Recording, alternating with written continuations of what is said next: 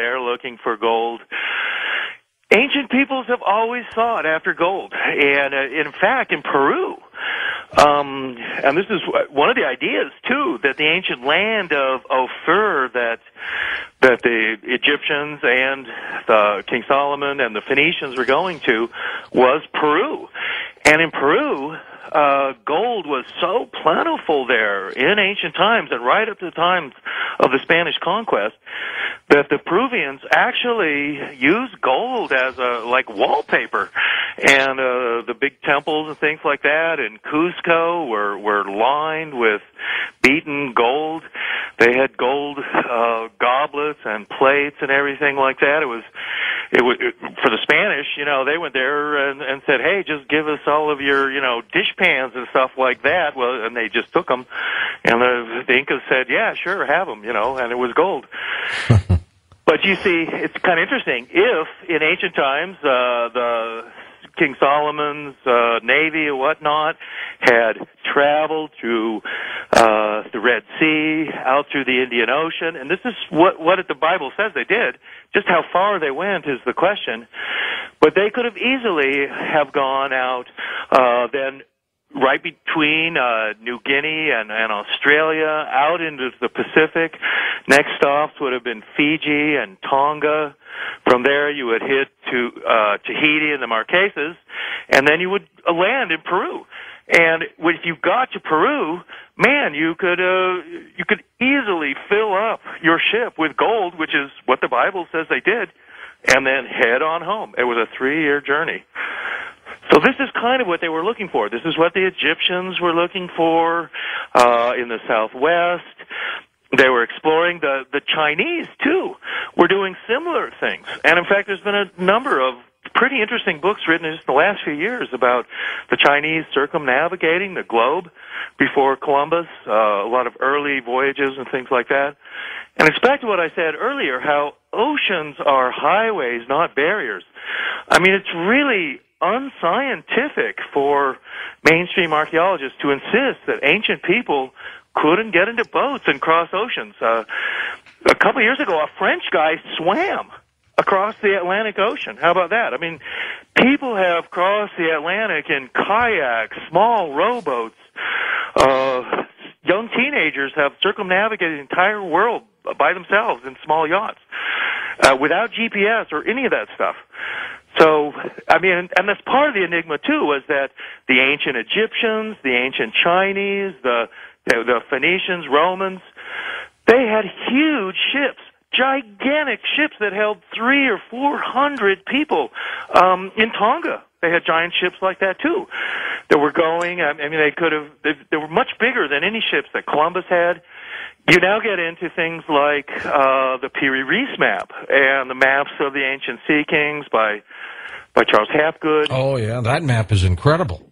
Well, right, and it seems that even like Columbus and other people, they had some of these old maps, and they were kept secret, too. This was one of the things about a lot of the ancient sea routes and things like that. They were kept secret. The Phoenicians kept secrets.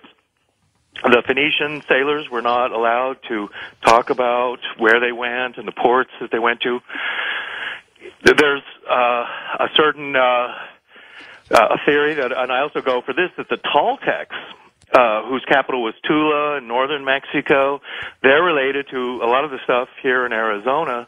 They conquered Chichen Itza in the Yucatan at one point.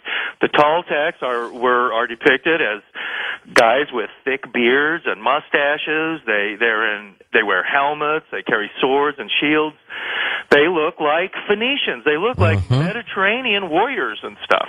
Persians, everything like that. Stuff like that, right. And in fact, it seems that probably the Toltecs were some offshoot of the Phoenicians, the Carthaginians, who had already a transatlantic trade. Another similar thing there is the Phoenicians were known as the purple people, and they wore purple robes. And even the whole concept today of kings and queens wearing purple gowns and purple crowns and things like that, that comes from the Phoenicians, who all wore purple. And that purple color was a very special dye that they got from a shellfish. And that was a secret technique of taking this dye. Phoenicians were famous for it, and the Carthaginians were also Phoenicians. But also the Mayans used also this purple dye, this same unusual shellfish dye, which the Phoenicians had a secret.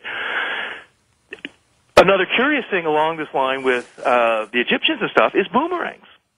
We think of boomerangs as being some kind of Australian Aboriginal device. thing. Yeah, yeah. But boomerangs have been found all over the world, and in fact, the Egyptians hunted with boomerangs. King Tut, in his tomb in Egypt, there was a trunk full of boomerangs that was found in his tomb. It's part of the Tutankhamun treasure, and in fact, if you go to the Cairo Museum and you go to the Tutankhamun area, you will see on display all of his boomerangs. And he was a boomerang nut. I mean, he didn't just have a couple of boomerangs. He had a whole trunk full of dozens of them. It's well known that the Egyptians hunted with boomerangs. But if you go also down to museums like the Mexico City Museum for the Aztecs and Zapotecs and Toltecs, you'll also see boomerangs on display there. And the Hopi Indians, who live here in northern Arizona, near the Grand Canyon, they supposedly were the keepers of this secret Egyptian city in the Grand Canyon. And the Hopis also hunt with boomerangs. And they were famous for that. Prior to the Spanish conquest, that's what young Hopi warriors did. They went out with boomerangs and hunted birds and rabbits and things like that. All right, let's talk about the Olmecs if we can. Who were the Olmecs, David? You know, the Olmecs are a very recent civilization to us. Prior to really 1940, the Olmecs were completely unknown. Up to that time, the archaeologists believed that the oldest civilization that was in Central America was the Mayans. And the Mayans went back to, at that time, they were saying, well, the Mayans went back to, say, 500 BC, 800 BC, something like that. Well, what happened was, in the 1930s, art experts in the United States began realizing that there was this style of art coming out of Mexico that was totally unique, and it wasn't Mayan, and it wasn't Aztec or Zapotec or Mixtec. It was this very unusual and distinctive kind of art, statues, jade artifacts, things like that. And this is how they found the Olmecs. And the look of the Olmecs is very curious. The most famous things of the Olmecs are what we call the colossal heads, these gigantic basalt heads. They weigh 20 tons, and they look like Nigerian rugby players or something. They're wearing helmets. They look very, very African. They have the typical Negroid wide nose and thick lips. When you see these guys, they don't look like Mayans. They look extremely African, although some Olmecs also look very Oriental. They look very Chinese. Even other Olmecs have beards and mustaches. They look more like Mediterraneans, Phoenicians, and things like that. So in 1940, what happened was the archaeologists in Mexico had a special conference, and they called archaeologists from all over the world. And at that time, they gave them all this evidence for the Olmecs. They said, yeah, there's this other culture that's older than the Mayans. It's older than every culture that we can find in Central America. And in fact, this ancient culture that now we're going to call it the Olmecs, the rubber people, they're the ones who, in fact, created the calendar. They created the number system. They created the ball game. Many of the early Mayan cities, like those, like Huacatán, deep in the Petén jungles of Guatemala, they're saying now that, yeah, that was originally an Olmec city, but eventually became a Mayan city. The Olmecs themselves go back, they're saying, to about 1,500 BC.